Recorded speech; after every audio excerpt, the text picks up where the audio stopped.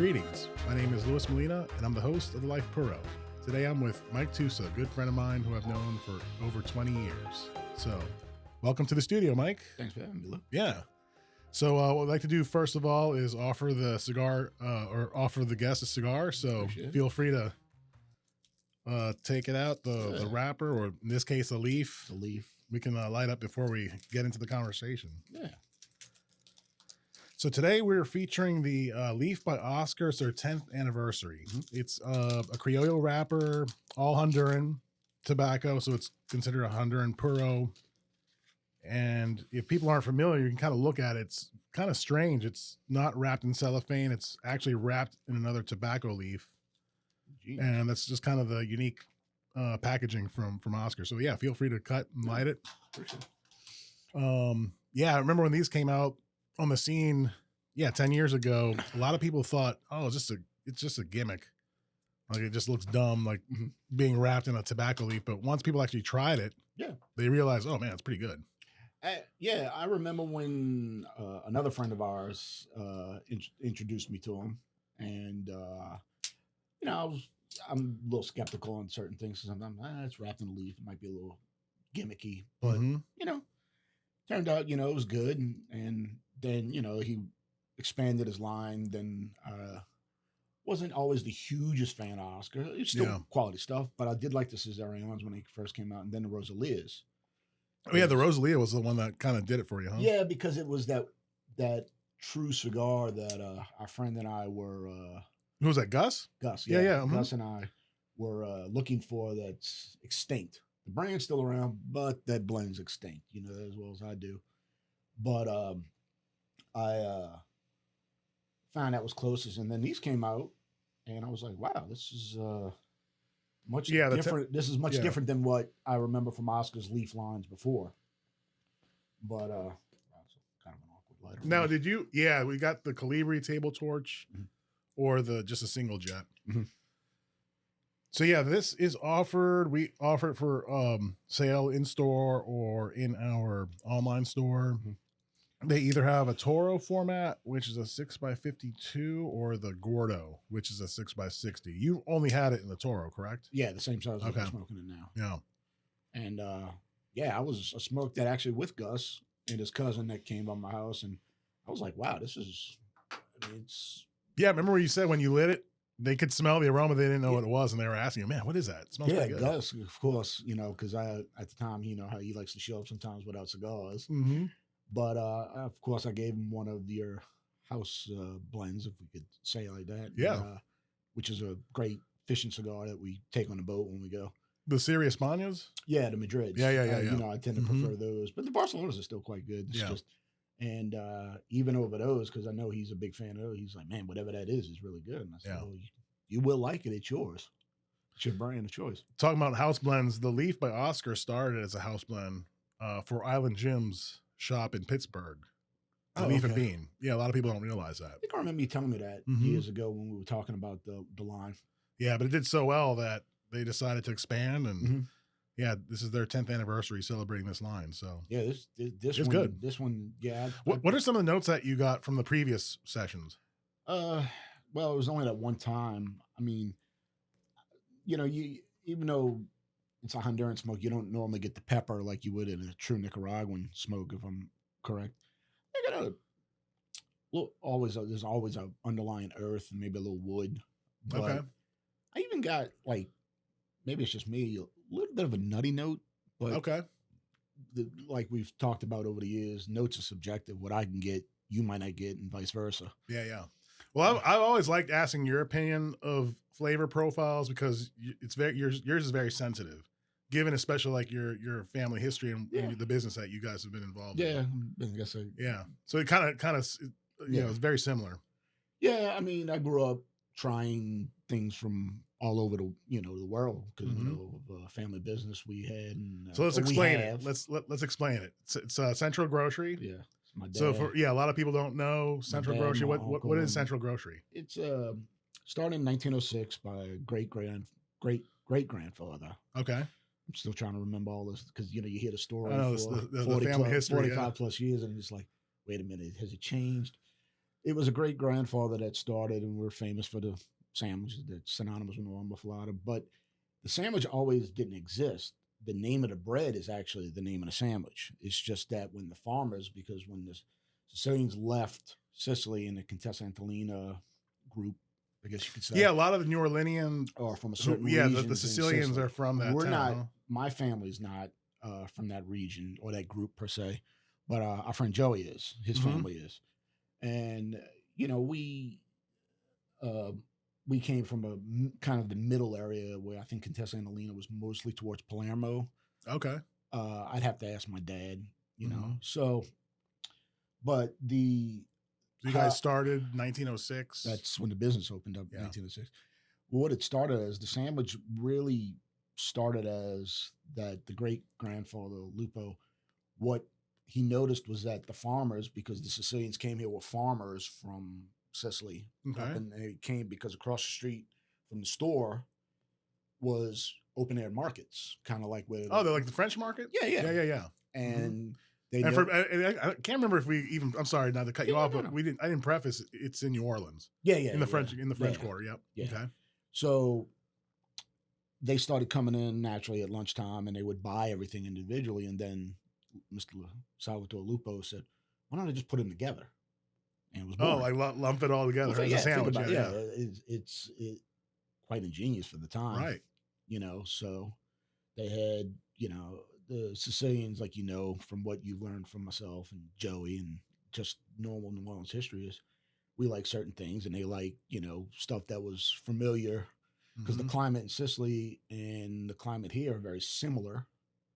Yeah, that's right. Yeah. You know? Yeah, I've always heard that, like, especially like down what is that, Plaquemines Parish?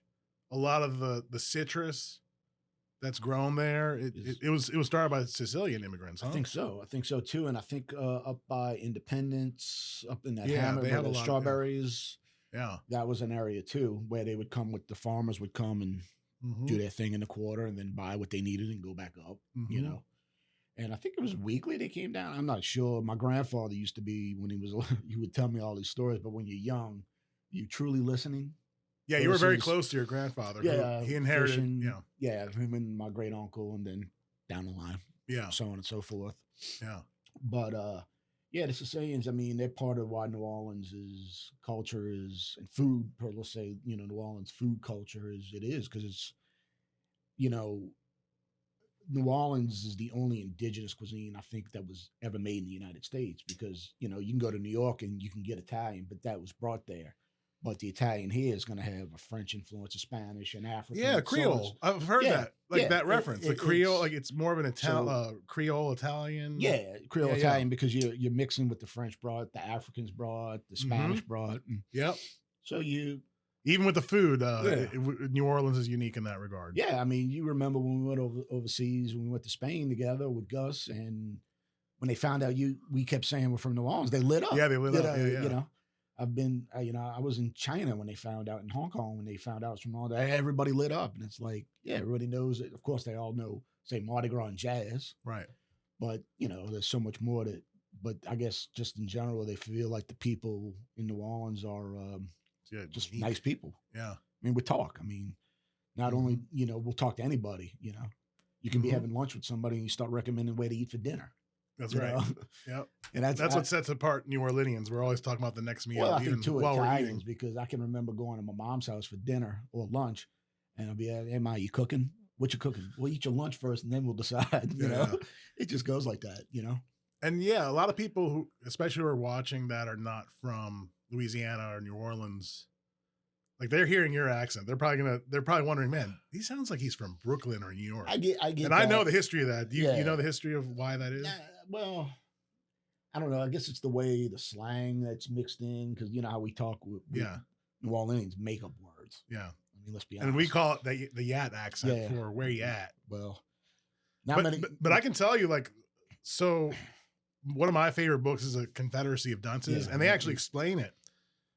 The same, the immigrants from Italy and Sicily, when they went to America, they would either go to the port of New Orleans or Ellis Island. Yeah. And so, like, that common origin of the accent is the Italian or Sicilian. Yeah. So like if you go to Well, Brooklyn, they kind of sound like New Orleanians and vice I've versa, got but people ask me we're if I'm like a from little, New Jersey. yeah, Whatever floats your boat. You can yeah, think yeah, where I'm from. yeah, yeah. You know, But I always found that unique, that well, New Orleanian accent. you know, there's Italian, the mainland Italian, but then sometimes in Sicily, and Joey's mentioned this, and I've heard this from my dad when he went there. Sicilian is actually part slang too. I mean, it Yeah. has different words. You know, like in Spanish, certain words mean different things from all the years of having. Or the you way know. they pronounce words Yeah. in Sicily, I heard it's different than Yeah. like Rome or Oh yeah. you know the proper. Yeah, I mean, you know, Sicily was Italian. poor. I mean, but yet it was like a breadbasket. I mean, you know, you can get any type of ingredients. I mean, you know, fish, all the vegetables, so on and so forth in Sicily. I Mhm. mean, so that's why, like our friends have said, you know, Sicily was fought over for years. Yeah, You yeah, know, very strategic part of the Yeah. Mediterranean. Yeah. So going back to the sandwich, yeah, I always forget that the name of the sandwich was really named Yeah, after the right. bread. Yeah, Which, if you can describe, what's that about? What's the bread like? it's unique because that bread can't be reproduced. I don't think anywhere outside of New Orleans because first and foremost, if you're a baker, you know the water. Your water is, I mean, flours. You know, you can naturally get a cake flour versus a regular bread flour, but it's just the water we have. Our water has such a high mineral content here, Okay. and it's filtered, but it's just a light, airy, you know, dense bread, I guess you could say. If my dad was here, he'd be able to go in because he always, you know, Mhm. talk to the bakers and so on about it. So you guys don't make it in house, the bread? No. Central's always outsourced We've the always production. bought it from certain bakeries. A couple Okay. of naturally, one of the major bakeries we dealt with was gone after Katrina because I mean, Who was just it? Can you United. say? It was United. Yeah. Okay. They're gone. I mean that And so they made the bread forever. for a long time? that I can remember. I mean, Yeah. there's naturally, you know, I've been going down there when I was real young, and then started working when I was in my teens. My dad would take us down there, but other than that, I mean, but you got to expand. I mean, certain bakeries aren't going to last, and Right. you know, Yeah, you always got to have that contingency plan, huh? yeah. Like It's if one of any- your vendors or suppliers Oh, goes yeah. out, Yeah. we have to deal with that. Oh yeah, You know, we I've have known a that for popular years. cigar, and then it gets discontinued, whether it's that line or just the company. But that also goes back to the salesman. They got to be able to say, all right, if that line's gone, I got to find something to keep these customers coming. So I Yeah. got to have, well, if I have this one that they normally like, but this is similar, Yeah. how good is your salesman to be able to say, well, try this, you know? Yeah, yeah. But that's part of specialty retail. Yeah, and you and I always talk yeah. about the Specialty similarities. retail is incredibly hard. I Mhm. mean, anything from cigars to specialty foods to wines. I mean, it's people think it's an easy thing because you know, but it's not. Mhm. You really got to study these products. Yeah, yeah. I mean, So yeah, going back to the bread, it's that round shape. It's pretty large too, huh? yeah, it's Like a what? whole- Maybe 12. I like that. Okay. So A whole one used to be able to feed two people, depending on how hungry you are. yeah. You always get these people. It would be four people and want 4 sandwiches in the store. I'm like, you really don't need that. You're not going to be that hungry unless you plan it. Now, if you're going to take it home with you, that's fine. I'll Right. rewrap it for you. Yeah. But you'd always get the cover. Oh, I know what I'm doing, and then come back later. Can you? Nope, can't buy them back. Yeah. You know? Wait, what? You've had a Oh yeah, people you used try to get- bring it back? and you know, you would tell them, say, look, I'm telling you, you don't need that much. No. And then you know, you'd look at it, it'd be one guy and his wife, and with 2 whole sandwiches. I'm like, there's no way she's eating that much. Yeah. It just ain't happening. Yeah. I mean, then again, you know, in today's world, people surprise you. Looks aren't everything, or they never have been, you know. But and they'd be like, sorry, can't take them back. And it's just, you know, and they get a little upset sometimes, and someone would be like, oh, and I would tell them, I say, look, I can wrap it. It's always better the next day. That's what. Yeah, I've always liked that sandwich. What's even like a when- day after. When we would take And why them, is that? it's a marinating thing. Yeah. You know, I mean, the longer something sits, that's got all those flavors. Yeah, of course they become better. And, you know, like remember when we would take them fishing with us? I'd always get them the day before, put them in Yeah. the refrigerator, let them sit, and they remember how, you know. So let's explain that the ingredients. What? So I'm looking up a picture. It was iconic before the store got ruined in Ida, Yeah. which we can go into detail of that. But I'm looking at the old school sign that you guys have. Mhm. Muffaletta consists of imported salami, ham, Emmental Swiss, provolone cheese, mortadella, and our special olive salad on Italian muffaletta bread. Well, the So can you explain like what's that olive salad? And that's I guess It's- the secret it's like component. of that marinade? It was something that was created, and it's a lot of ingredients in it, Yeah. and it's all. Nobody's ever really asked me how to create it. I just known how to make Yeah. it for years, and it's just almost like if you go to Chicago and you get the Italian beefs with the high giardiniera. It's Mm. you put in that kind of classification. It's Yeah. that, but it's got more in it. Yeah. And it's synonymous with a New Orleans thing. I mean, we just it's just been around, Right. And did you ever have to deal with like those vendors to get like those components, like the salami or the ham or Yeah, the Swiss? I talked to him when I was there over the years. Yeah. Just you build up rapport like with any cigar manufacturer or anything, and you call them up. They know the account, or we. A lot of those you probably didn't go through brokers or something. You just call directly and say, "Look, can you send me X 100 amount, cases? Whatever, and and the cheese and the mortadella, and whatnot." So you just called and went about your day. I mean, Yeah. it wasn't always like where you had these people. You look at some of these people now where we'll call in and ask and say, "Well, where did pork come from?" It's like, are you really going to be able to taste the difference? Yeah. Yeah. I mean, I'm sure it was humanely, but in large quantities, you can't get that that artisan. I mean, I'm sure you could, but the cost of it's going to be outrageous. Mhm. So, yeah, no, I've always I just remember when I was growing up, our parents would take me and my brothers down to Central Grocery, and I can remember, and it was usually either on a Saturday or Sunday. I can't remember because were you guys closed on Sundays or? I think. Do you remember the World's Fair? In New Orleans Fair in 1984? I think that's when they opened up on a Sunday. Oh, They used to be closed. They used to be closed on Sundays. Okay. And then we used to actually be open Mardi Gras Day, but it was only to sell sandwiches. And then, with the major holidays, you kind of, and then, like for instance, Mardi Gras, you really don't want to be down there after a certain amount of time. Yeah, the people, the vendors there, huh?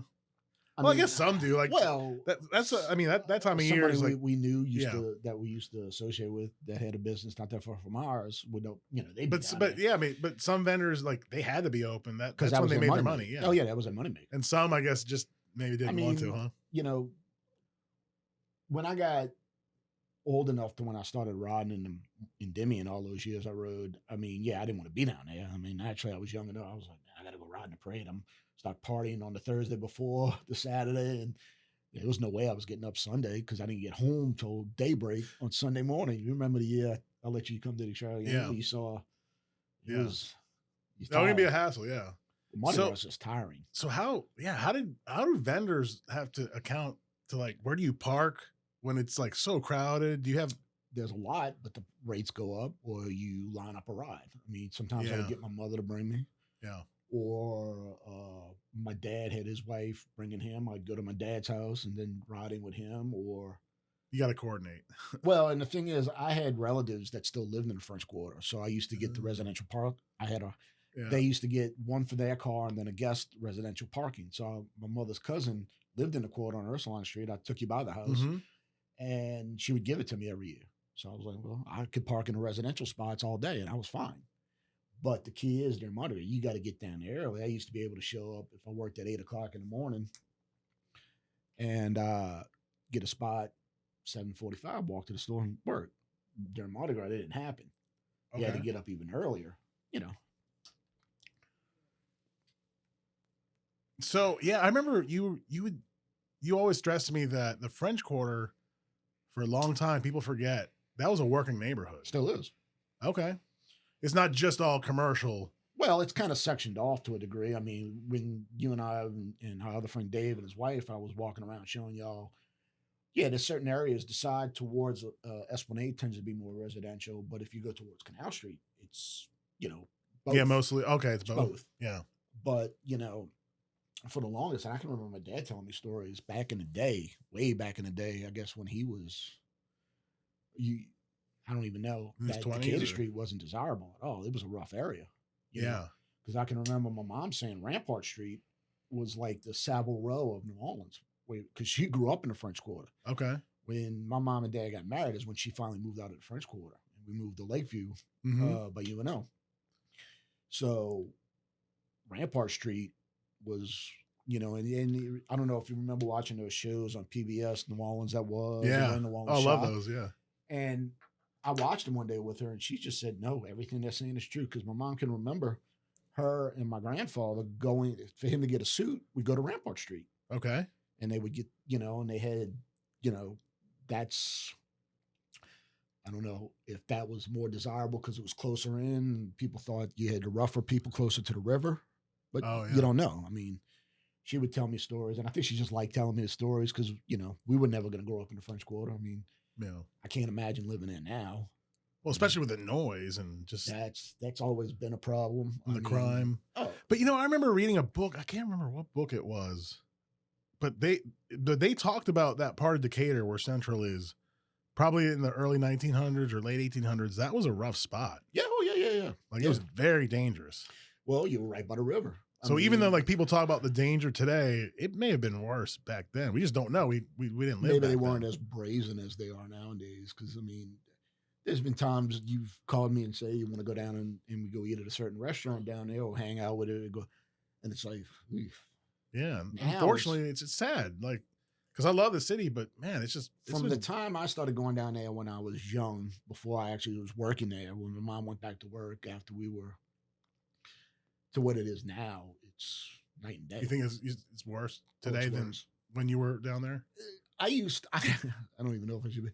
I can remember when I was in high school at the store on the weekends in summer. I would, not on the weekends, but during the week, they would send me to the bank, which is right by the Montleone Hotel, walk. Yeah.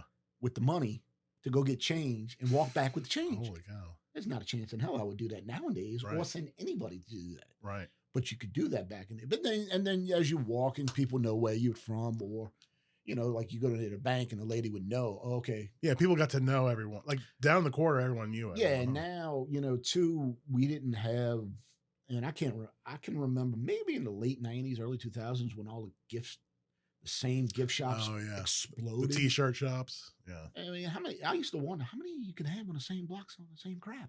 Yeah. And it's all stuff made overseas, nothing local anymore. Right.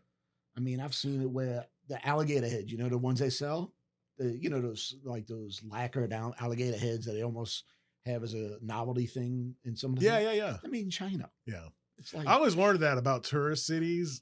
You go to these spots and you see the same kind of gift shops. None of them. Nothing's are really local. Nothing. Yeah. No, everything's made overseas. You got somebody handcuffed to a table in China showing you a T-shirt that says "Welcome to Mardi Gras." Yeah. It's like, really? Yeah, it's not authentic. Oh man. And the beads, Mardi Gras beads, they haven't been made here in years. Oh, at one point they were. Well, you used to be able to get the glass beads way back in the 60s. I can remember Mom telling me the 60s. And I think they're starting to come back. But when I rode in them, we never had any. It was all plastic. When I started riding, it started with the regular beads. You can remember going to parades. And remember when you would get those long beads that would be about that big? Those were the thing. Yeah. Now you throw those, they would come back to me when I stopped riding 10 years ago. They would come like, damn, these people want it long. Yeah, they want what are you more. Doing all this crap, Man, that's nuts. So yeah, for people who don't know, Central has been closed since Hurricane Ida. What happened? Building next door wall gave way and went into us in another building, which those buildings are over 200 years old. I know our building's from the late 1700s. Oh yeah, I remember you telling me that. What was it before? It was an army barracks, my dad said. In like all this information was what my dad told me. So yeah. But yeah, it was that building was ancient. I mean, that's why you ever hear me say the only thing holding up the French Quarter is the paint, all the termites. Because the Formosan termites started through New Orleans. And we'll see, like, every few years, some building in the French Quarter, like the facade collapse or just, I mean, because, they came through New Orleans, those termites. And actually didn't come that far. It came from the Governor Nichols Street Wharf. That's not that one at the end of Esplanade. Oh, yeah. That's where supposedly I've heard that from a few guys at the Port of New Orleans, and my dad and them told me that's where they started. That's where the termites came from? Yeah, from China on a boat from China, Yeah. Man. So when are they've been renovating. They're going to reopen up pretty soon. November this year. Yeah. Mm-hmm. But people can still buy them in like local supermarkets in New Orleans. Yeah. Okay. Yeah. Well, going back to your time, having worked the grocer, it's known for the sandwich, but really started as like a family grocer, like a super, Yeah. like a small imported Well, remember, like foods. back in the day when they would come, the Sicilians came here. They wanted products they were familiar with, Hmm. but that goes not just New Orleans, New York, everywhere. Yeah.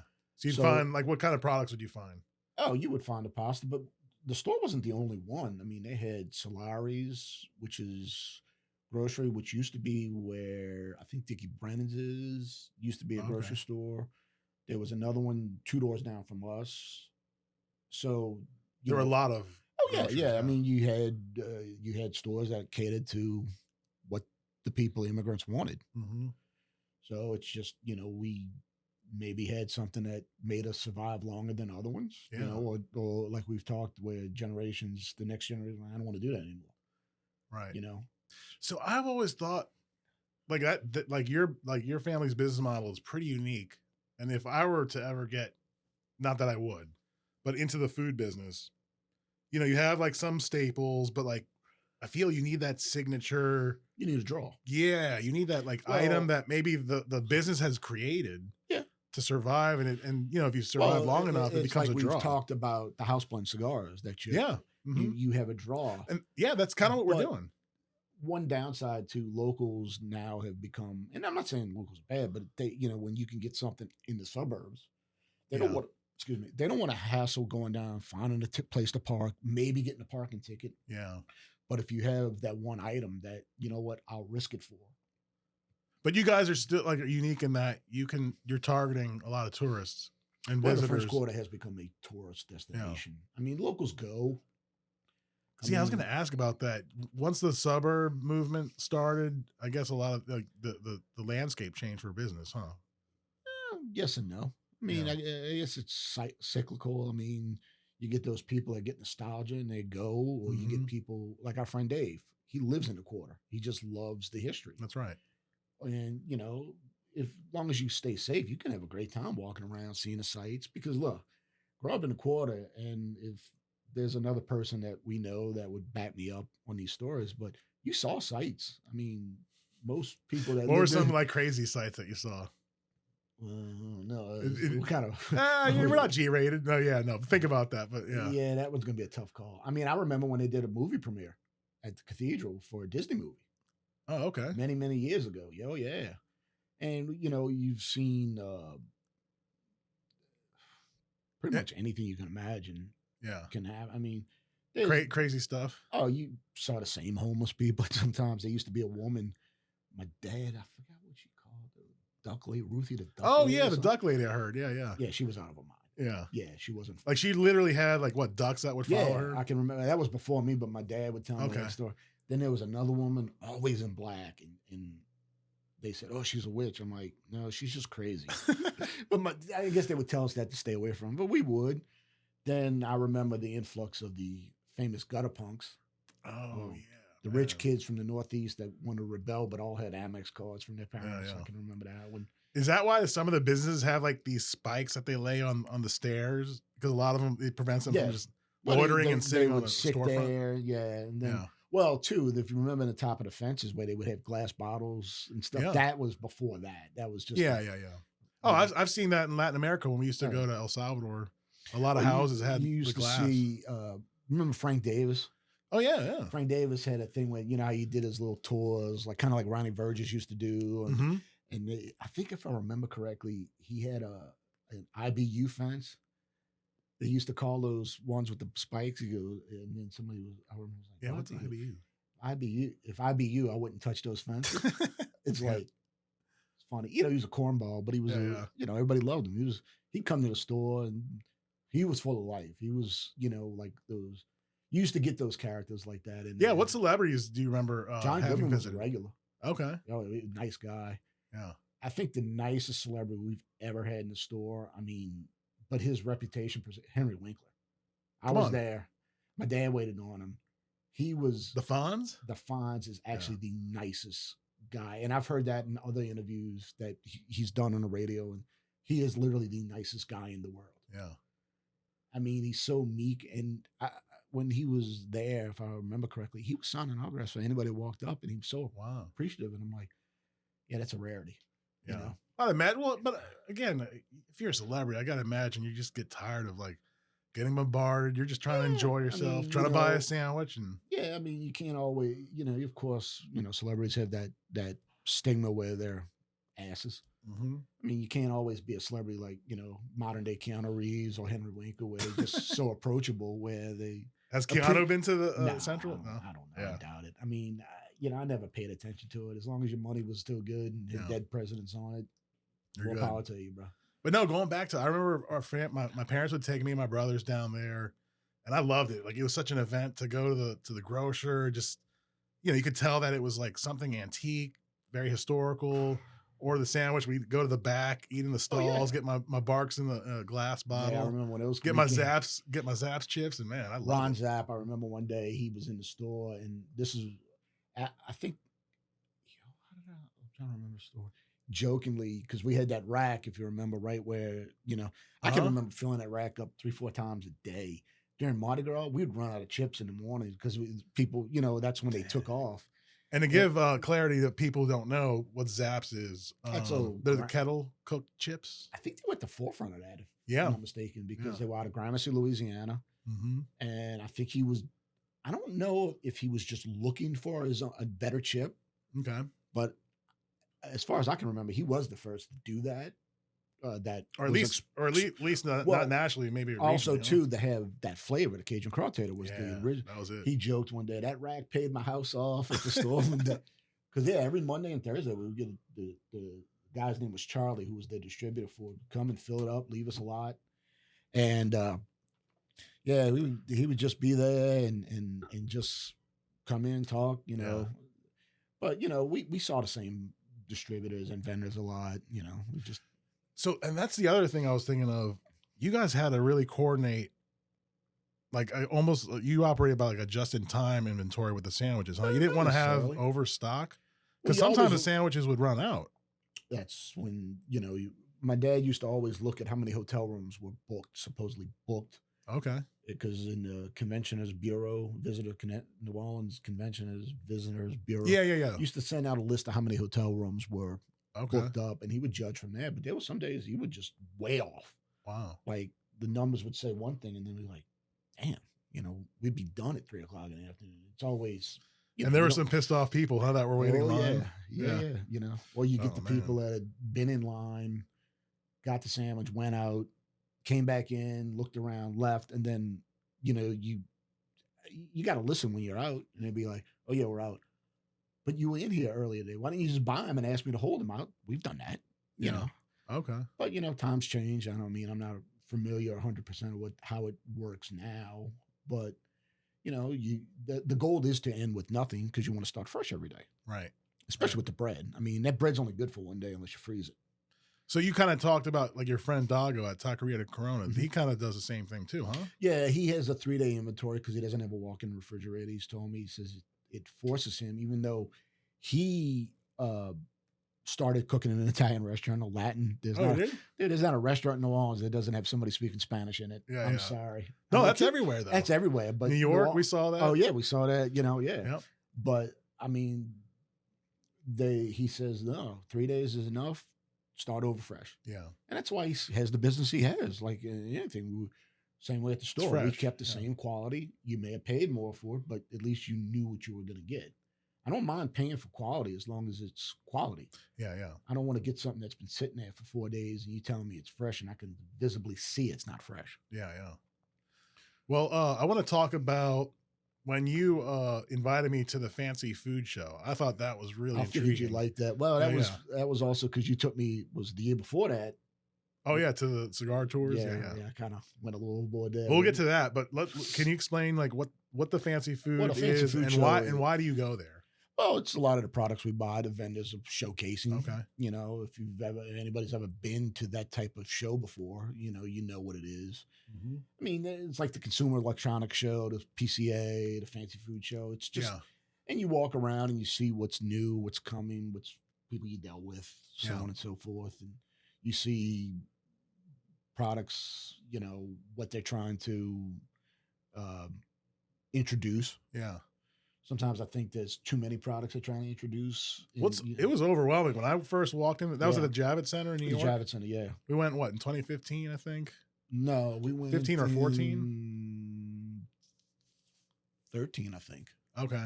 And then we go 14 with Joey. Okay. And Maris. Okay. So yeah, I just remember like walking in I told you on the trade floor, and it's just like overwhelming. Like it was a huge exhibit hall, and you had all these booths, everyone just giving out samples of food. Yeah, you told me like don't eat today before we go there. Well, we started out in the pavilions. Italy's naturally the largest, then Spain, France, England, so on and so forth. And you just saw products. I mean, you know, because I remember you seeing, so you're like, wow, I never knew this existed. And then, you know, it's available. It's just, is there a market to sell it? You know, because those are more, as the name implies, they're more specialty foods. You might not necessarily see them in big stores. No, you could see them in big stores. You could see, you know, like provisional, you know, like meat, cured meat processors have, there was a brand there that we saw that's now in Sam's, you know? Okay. So you can't wish they don't expand. I mean, that's what the show's for. Right, so, right. But yeah, no, I mean, we saw thousands but also too, you do see the same products in thousands of brands. You know, you might, you know, I see, olive oil and this, you know, in this 5 different companies that there's olive oil. Mm-hmm. You taste them, you do, you know, sometimes you got to say, no, I'm good, or I don't think that's going to work. Or so part of it is kind of like what we do when we go to the cigar trade show. You're trying to analyze, all right, which product should I bring in that'll help me and my customer? Because there's a lot of competition. Oh, and how does a company differentiate itself or blend? I think it's like playing craps. You're just going to roll the dice. Well, I mean, but you try to analyze and see, like, all right, does this make sense? See, I mean, that's why they give out the samples. And I mean, if you're not, it's like anything. If you're not going to like it, the customer's not going to like it. Yeah. Or, you know, why give up in specialty retail? You know, like I've always said, real estate's at a premium for specialty retail, where you got to say, well, I'm going to maximize this shelf space. I got to find something that's going to move. You don't want something to just sit there and age. Right. Yeah. Especially, I guess, with certain products in food. Oh, yeah. It's perishable. It has a shelf life. You got to move it. Yeah. I mean, and then too, as a good retailer, you know this, you're going to start realizing what your customers are buying. Yeah. You're going to see, you know, hey, I got this cigar. I got to stock more. I got to stock more of this. I got one that I like, but it's just not moving. Right. You know, no matter how much I push it, it's just not moving. So yeah, just like, it sounds like the way you guys operated is kind of like us. We don't, like, I wish I could stock just my favorite cigars, but sometimes it doesn't move. Yeah, what I like. So I gotta carry what moves. But I see so many cigar shops in this country that do the opposite. Like, they only want to stock what their favorite one is. Which, but it's because they don't look at it as a business. But I get it as a clubhouse, I think. Yeah. I mean, how many times, you know, especially on one of the trips we went to, and they were like, you heard one guy explaining to one of the vendors that you dealt with, we were at his factory, is like, dude, you're making a clubhouse, you're not making a shop. You got to, it's a business. You got to. I guess you never saw that in the fancy food world, huh? Like hobbyists, like grocers or restaurateurs. Yeah, I guess maybe do. Yeah, I think it's in every industry. Yeah. I mean, it's just, you know, when the Food Network got big, we were, you know. Oh, yeah, you always told me the pros and cons of that. Some of the vendors we dealt with hated it. Some of them just embraced it. Some of them loved it. Yeah. You know, the only thing is, though, you know, with people today, they don't kind of do like we would do, is research and maybe study. You know, people jump head first into some of this stuff and not realize, you know, I could kill a dish if I use the wrong olive oil or I don't know what I'm doing. You know, like you said, you got to pay for quality. Back then, I mean, olive oil now costs more than back then, but still in all, though. You know, I'm just using olive oil as an example, even with pasta or cured salamis and hams and everything, you know. What are your favorite or brands of pasta or companies? Well, in this country that you find in the U.S.? Well, if I was bringing it home from my mother, she was adamant it was only going to be one brand. It was Del Verde. Okay. They got absorbed by a big Italian conglomerate, but they specialize in food. Okay. So then my grandmother liked the Checo or the Giuseppe Coco, which is even more than the Checo. But I mean, look, as long as you know how to cook it, I mean, we kind of handled only quality. And I'm not saying certain brands are not good quality. It's just we knew what we wanted to carry, and we knew we had customers for that. Yeah. I always liked that you always told me that anecdote about how to sell olive oil. That it's true. Or Yeah. really any of that type of stuff, like canned tomatoes or olive oil. You just say like, this is what my mother Or uses. my grandmother and my mother use. Like, oh man, that's I credible. mean, some people may not true, but my mother would be like, if you want to eat here, you bring me what I want. All right, Ma. Yeah. You know, my grandmother was very adamant. Joey's mother, there was no change in her. You bought her, you sold her what she wanted, and that was it. Yeah. There was no try this. Even if you gave it to her, she'd be like, all right, you know, just to humor you. And then she might come back, it was good, or no, don't think so. Man, the similarities like between our industries are very close, you know? I think because we have some customers that are adamant about their cigar. It's hard to get them to try a new cigar. Familiarity is just, it's easy. Yeah. I mean, if I knew I could come in and just get this all the time, I don't have to worry about, and I'm happy. Yeah. Right. Yeah. But I mean, you know, I guess growing up with the amount of selection I'm willing to try. Right. You know, you've given me samples of stuff and asked me, and I've told you. I mean, there's only been maybe 2 cigars that I think we were in agreement with. It's like, nah, never gonna happen. It was a whiff, huh? It was one that was, you might remember 10 years ago when somebody was being born that we tried. Oh yeah. And then there was one when you were at another facility. It was I'm sorry. I think it was when you had Covington. It was a brother and sister combo. Oh yeah. Yeah. Well, it's interesting. Like, and I feel for people trying to get in this business, in the cigar business, man, if you don't know the techniques or how to source tobacco or finding the right partner, because it does take, look, if someone's going to build the factory outright, you got to have a lot of money, large capital, a lot of capital. People think because it's in a third world nation, it's cheap. No, that's the truth. And not just that, even if you could afford it, you have to wait X amount of years just to turn that profit. Bought pre-aged tobacco. Yeah. See, and a lot of people actually do that. A lot of people will get into it. They can start a factory and they can buy tobacco on the open market, but that's already been processed. You know, like for instance, when 2017, when we went to you were gracious enough to take me to Perdomo, and I've always been a fan of Perdomo. Yeah, what do you think about that tour? I mean, granted, now I'm only going off of the other factory tour I've been to in 2012, but Perdomo was one of my brands. I remember smoking those during the boom. Yeah, you know, the golf that he made, and he runs a tight operation, and I can see why his cigars. I've heard people, they're one dimensional. But you know what? They're consistent. They're priced right. Yeah. And to get a bad one, now look, it's a natural product. Things are, you know. Yeah. I mean, if you got a problem with tobacco, you don't. Look, it's like wine or grapes. Like every year it goes through fluctuation. You know? They got to account for that. Yeah. And it's like, but people still expect, it's bad tobacco.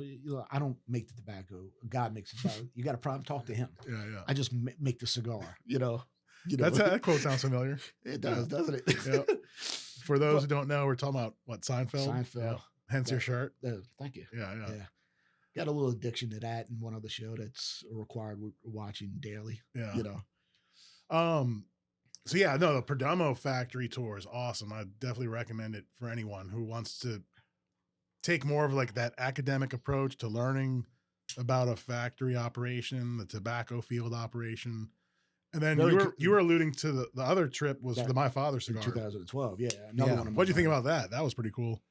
And that was back in 2012, and they gave us samples of the Flor de las Antillas before they announced it. So you and I were able to sample those, and our initial thoughts were positive back then. I was like, I think I remember telling you, we got it when we landed in Managua on the bus ride, the 2-hour bus ride to Estelí. I said, whatever this is, you need to buy when it comes out. Yeah. And that's one of the very few cigars that has continuously tasted like, for now, 11 years now? I think, let's see, that was back in 2012. So they just came out with their 10th anniversary last year. So 11 years now. So I mean, it's one of the very few that I can, And it got a number 1 ranking. Yes. From Cigar And Aficionado. also, you know, my feelings when certain brands get a number 1 ranking, they were the ones that survived it. Yeah. They survived it. Yeah. Cause I mean, some others, it's like a kiss of death. I used to like, it was the Kiss of Death, Yeah. You know, and another one got it, and quality's there. It's just they don't have production of this other brand I like. Well, the issue, I've talked to reps and insiders about that.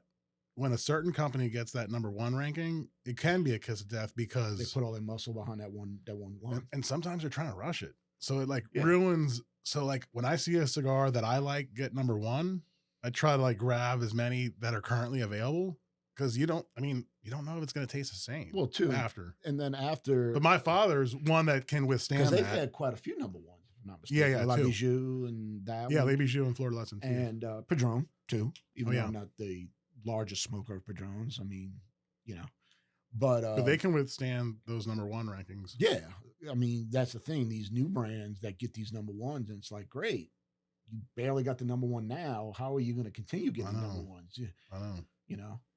So going back to your journey as a cigar smoker, when did you first start smoking? Do you remember your first cigar?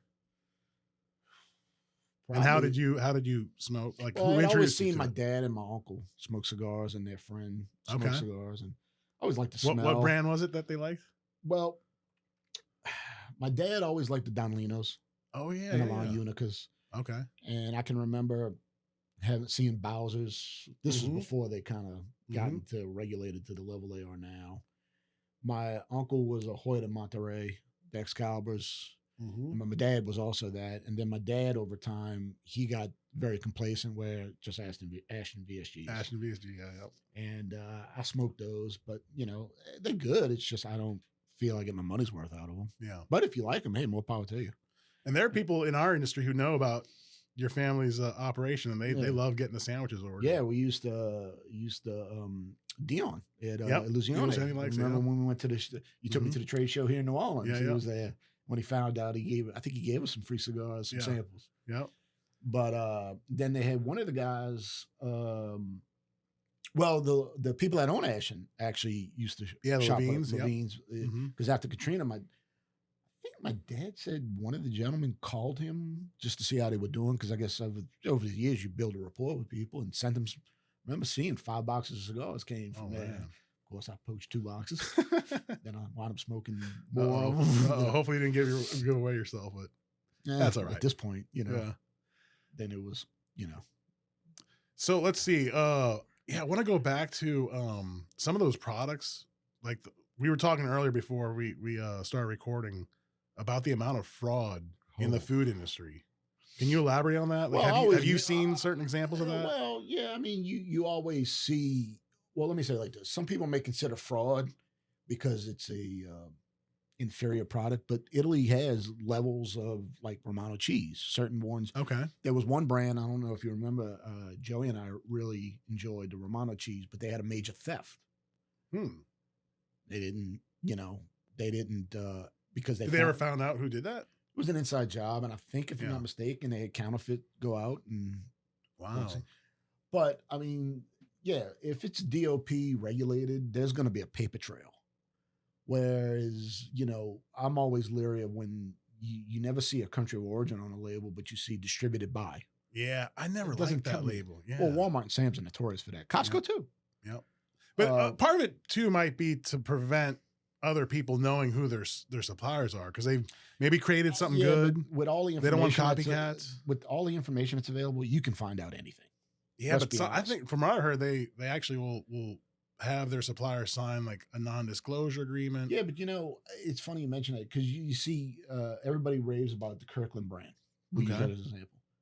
But you can go online and now see who makes like their spice rum, Captain Morgan, who makes their vodka, so on and so forth. So it's not a secret. Nothing's going to be kept a secret. But I bet a lot of those buyers, like from a Costco or Trader Joe's, I'm sure some of their buyers are at that fancy food show. Oh huh? yeah. Well, I don't know if you're buying Like figuring out, okay, who's a good supplier to hook up I with. think if you're like a Costco, Kirkland, so on and so Sam's, you're not going to that. You're going directly to the manufacturer and lining up. Oh yeah, yes. Like it's your own not deal. it's not like going to the PCA. I mean, or a fancy food show where you might have. Let's say you might be like a 5-store chain, kind of like that place in my that cigar shop in South Florida. Yeah, they'll go, but they only got 6 stores. Yeah. But if you got 12, 15 stores and you're buying container loads of olive oil and pasta and cheeses, you're not going to waste your time at the show. You're gonna go to the manufacturer directly and say, what do I got to do business with you? Yeah. How much I got to buy, or what can you do if I want to get it private labeled, so on and so forth. Mm-hmm. So is a fancy food show or other? I'm sure there are other trade show conventions for The your only industry. one I really know of is the fancy food show, but I'm sure there is. There's a dairy show and a provisional show that my cousins that are in the ham making business. Oh yeah, I wanted to ask about that. Who are they? Giuseppe brothers are my cousins. My great grandmother was a Giuseppe, so and I see them quite a lot. You know, yeah. So they don't need to go to. I mean, they'll go to like if Cisco puts on a show because they buy from Cisco buys from them, just to showcase the product. But other than that, I mean, there's shows for everything. You know that, right? But I was going to ask, like, all right, I'm bringing up the cigar world. Yeah. Where if I'm a new shop, let's say I just get into the business, it's hard for me to open up certain vendors that have a freeze. Like they just can't open up any new accounts. Yeah. Do you find the same thing in the food world? Or there's some people that just don't want to risk it. They don't want to risk it. I mean, you got a guy that'll talk the world off, or a person that'll say, "Oh yeah, we this, okay, well show me," and then they can't show it to you, and then next thing you know, you might have said, "All right, I'm gonna sell you something," and you get an order, and then all of a sudden they start having trouble. Next thing you know, you're out 10, 20, 30 grand. Oh man. So I think vendors can be selective. Yeah. I mean, but I guess to me, there's like more suppliers. So if you're a new guy, you probably have to pair up with like a new supplier too. Or if, what might work in my opinion, whereas if you build a rapport with one, okay, all right, you build that rapport, you do good with that one, and then you venture off maybe a year or two and try to find for a different product, but you say, well, look, this vendor can vouch for me. Mm-hmm. And then you grow like that. Yeah. Provide the references. Yeah. I mean, I'm sure nowadays you're going to have to produce a credit reference, how much you buy, so on and so forth, and stuff like that. They'll do a background check, Yeah. But I think it's in any industry, transportation to food to special clothes, Yeah. Now you're involved in logistics, and I always like hearing your thoughts and like what's going on in the landscape of shipping and like how much does a container cost to ship product. We saw that during the pandemic or the lockdowns where the supply chain was disrupted, and talking to a lot of our cigar people, they said that was a major reason of why the cigar prices shot up. Yeah, shipping went up. Yeah. Look at it. It's just everything went up. Yeah. I wonder if you could say that was the beginning of the inflation that we're now seeing. Yeah, with the source of it. When you only allow certain people to work, a certain amount of people to work, things will get backed up. Yeah. Are there a lot of ports still seeing backups?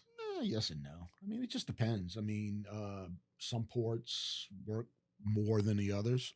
Naturally, California, you got you got the Asian it's a quicker route, but it fluctuates. I mean, but that supply chain issue, that was a combination of, in my opinion, of many things. Yeah. Yeah, hopefully. I mean, man, I'm having to change prices from a company I won't say, but this is like the second price increase this year, which in our industry is like unheard of. Usually it's at least one price increase per year. Yeah. I remember. But now I'm seeing 2 times in a year, and it's just. Well, is that company from the ground up? Like they grow and manufacture? Yeah, they're vertically integrated. Yeah, and I think a lot of it has to do with shipping.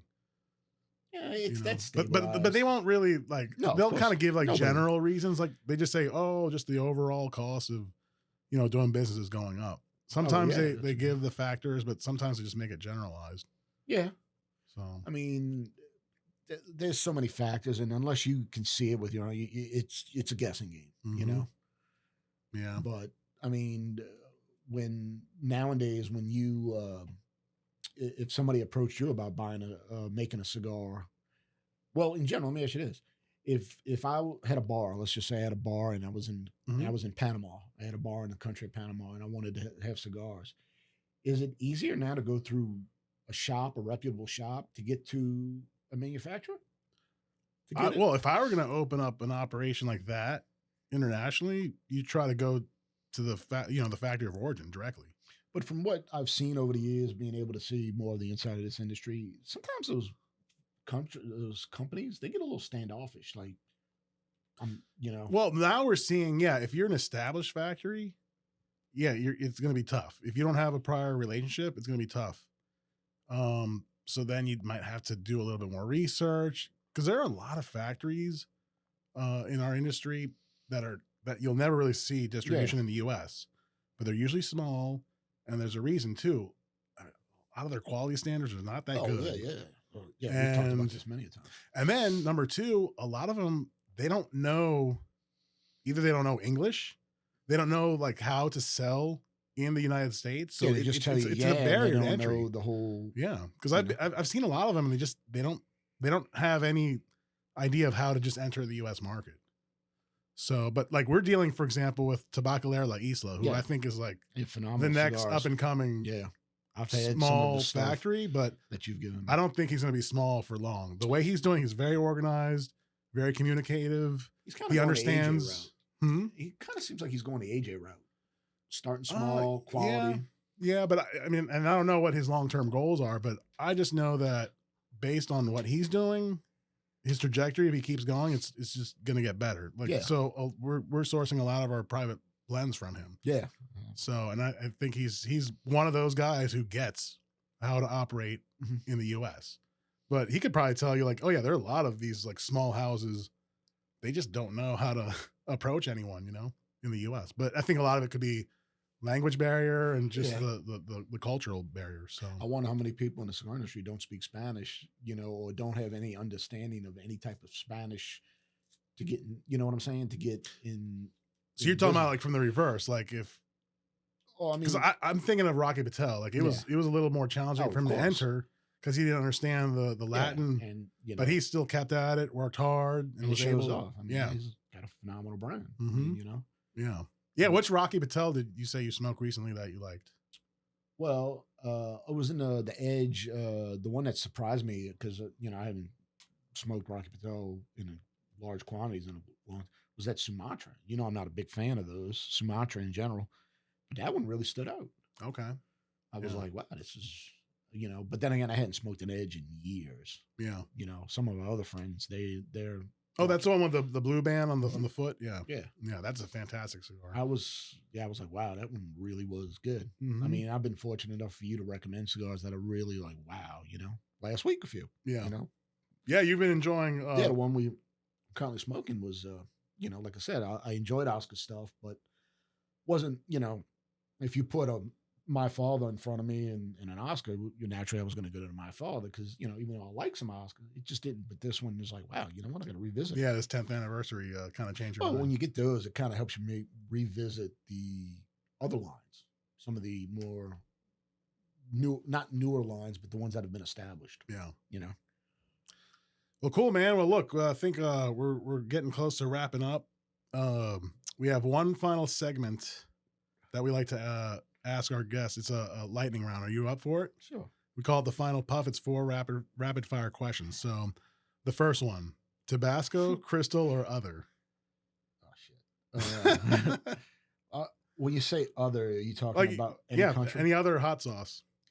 I like Crystal, but then Walker's Woods, Scotch Bonnet, and their regular. Yeah, I mean. Yeah, that's a good one. Yeah. Number 2, favorite vacation destination? That's a tough one because I haven't been everywhere. I mean, I like the Iberian Peninsula, Latin America. I mean, it's hard to say when you haven't been all over. Yeah, but so far, if you had to choose one. Are we talking just relaxing, doing nothing? You got to go Central America for that, Okay. Number 3, the ideal person you would want to smoke a cigar with, alive or deceased? Oh, the radio person at Ron Bennington. Okay. Ronnie B. Nice. And number 4, desert island cigar.